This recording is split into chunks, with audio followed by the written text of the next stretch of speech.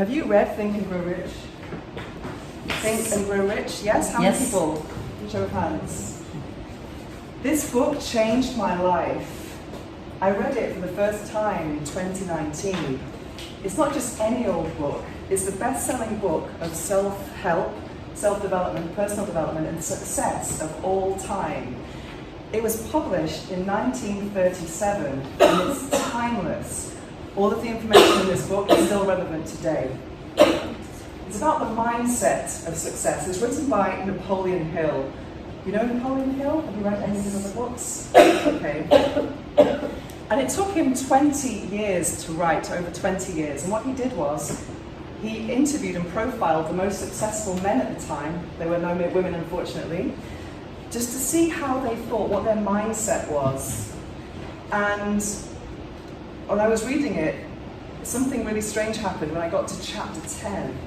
I saw a chapter called The Mystery of Sex Transmutation. I was blown away because this was 2019 when I was in my 9th year as a sex blogger. That's my job. I design and promote sex toys for women. So I'm all about girl power and female pleasure. But I was thinking, why is there a chapter about sexual energy in a book about success, especially a book that was written in 1937? It was like, I thought I knew a lot about sexuality, but this was like discovering a whole new room to this house that I already knew. It blew my mind, because I was always focused on female pleasure, overcoming taboo. But I was about to discover that sex wasn't just about procreation and pleasure and intimacy. It was about power, real power. I'm going to read to you a tiny extract about what sexual energy really is. Sex energy is the creative energy of all genii. There has never been and never will be a great leader, builder, or artist lacking in this driving force of sex. The mere possession of this energy is not sufficient to produce a genius.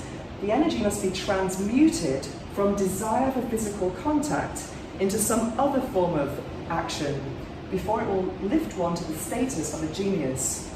Far from becoming genii, because of the great sex desires, the majority of men lower themselves through misunderstanding and misuse of this great force to the status of lower animals.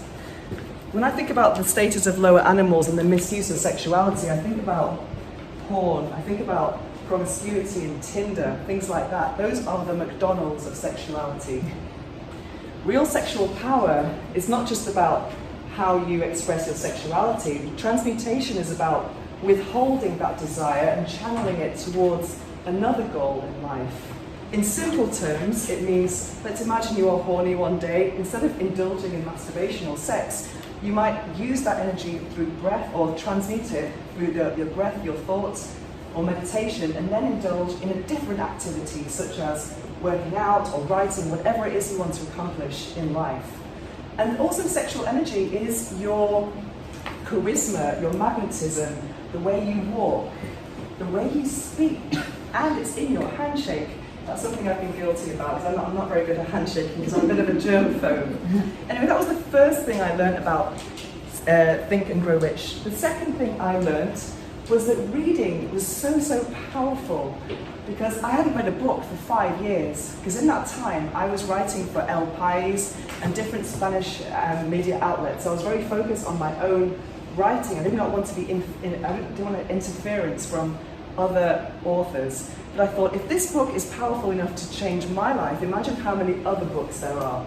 So in the pandemic, I read 30 books, all in the topics of personal development, spirituality, self-help, and sacred sexuality. And the third thing I learned from this book was that reading is not enough. What is really important is what you do when you close the book, how you apply those lessons to your life. And for me now, I am reading this amazing book, which I highly recommend, the Think and Grow Rich workbook. And it has all the 13 steps to riches. When I talk about riches, we are talking about abundance in all areas of life. It's a mindset. It's not just about having a red Ferrari. I don't want to have a red Ferrari. I'm happy without that. So what I do now, every Friday, I meet with my friend Sarah at 4 o'clock, and we do a chapter a week. And when we do these exercises, not only are we applying the book's lessons to our life, but we're also using each other as a soundboard. And then we're getting other ideas, but it's really interesting to share, because I believe that when we work together, you can have so many more ideas.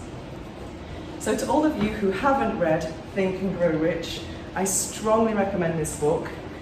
And if you have already read it, I strongly recommend reading it again and doing the workbook, because you never know, this book could change your life.